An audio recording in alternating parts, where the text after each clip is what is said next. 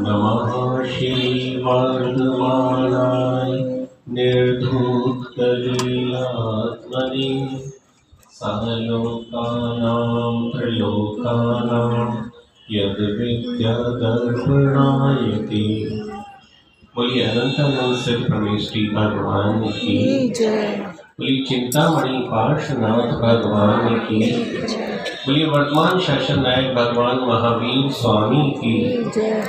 बोलिए परम पूज्य गुरुआचार्य विद्याभूषण सरस्वती सागर जी महाराज की जय। बोलिए जति जी महाराज की जय। बोलिए महामणि आचार्य श्री अतिवीर सागर जी महाराज की। धर्म स्नेही पाप्या,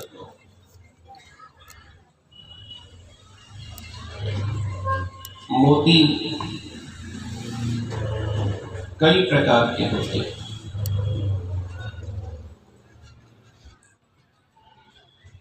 मोती वो भी होता है जो सीप से निकलता है।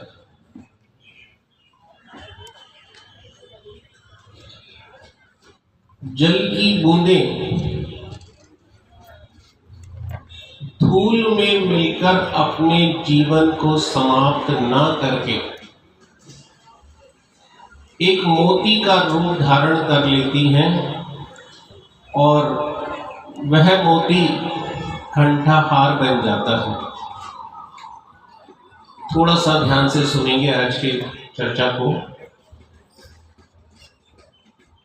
आपने कभी चिंतन किया कि एक बूंद जल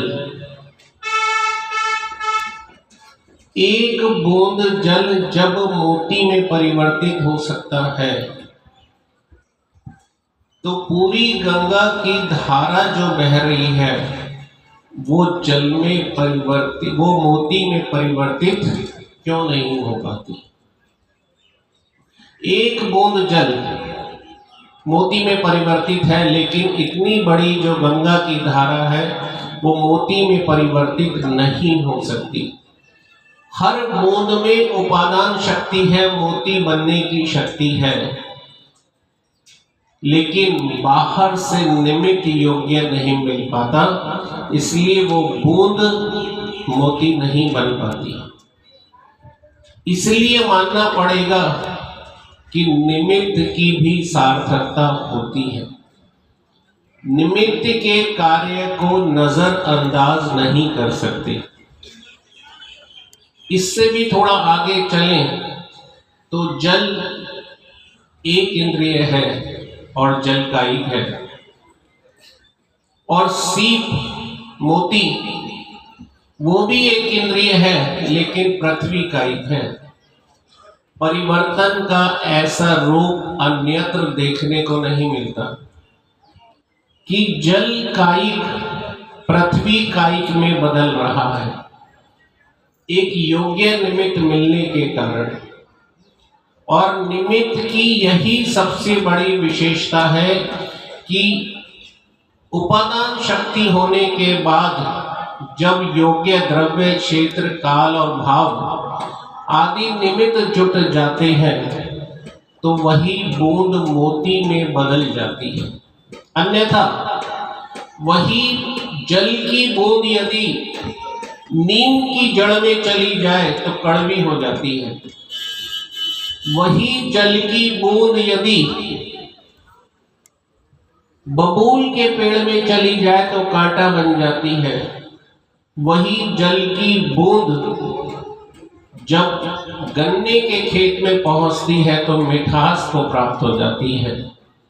और वही पानी की बूंद जब किसी सर्प के मुंह में चली जाती है तो तो हलाहल विष का रूप धारण कर लेती है। वही बूंद जब सूरज की गर्मी को प्राप्त हो जाती है तो भाप बनकर उड़ जाती है। यही वस्तु का परिणमन है। वस्तु में अपनी शक्ति तो है, लेकिन योग्य निमित्त का मिलना भी बहुत जरूरी होती। आज पंच कल्याणक का प्रथम दिन, गर्भ कल्याणक पूर्व। आप चिंतन करें कि माता के गर्भ में जो जीव आने वाला है वो कहां से आया, वह तीर्थंकर क्यों बना और कैसे बना, किन परिणामों के साथ माता पिता ने उस जीव को धारण किया। ये सबसे इंपॉर्टेंट पंच कल्याणक का जो विषय है कि किन परिणामों के साथ माता पिता ने उस जीव को धारण किया। आज उन्हीं संस्कारों का दिन है। सोचो, एक ऐसा जीव एक ऐसी सीप में प्रवेश करेगा कि जो तीनों लोकों को प्रकाशित कर देगा। हर मां और बाप में वो शक्ति नहीं होती जो उस जीव को धारण कर सके।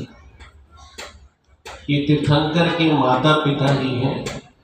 कहते हैं स्वाति नक्षत्र में जब बारिश हो रही हो और कोई सीप अपना मुंह खोल दे, एक बूंद जब सीप में चली जाती है तो सीप अपना मुख बंद करके नीचे सागर में उतर जाती है और संस्कार देने शुरू कर देती है उस बूंद को।